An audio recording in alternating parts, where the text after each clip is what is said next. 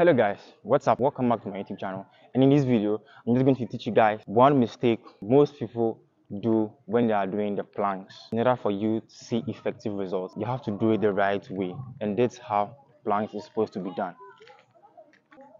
You make sure you lie down straight and your back is straight, not too high like this and not too low like this. Just be in the middle and be there. And if it's too difficult, you can bend your knee, and with this one you're going to stretch your lower tummy. Yes, you bend your knee like this and you stay in the same position. So if you realize the first one is too difficult for you, you can use the second method, and that one also works effectively as the first one. Yes, so this brings us to the end of the video. I'm going to see you next time in the next video. Stay tuned. If not subscribed, please make sure you subscribe.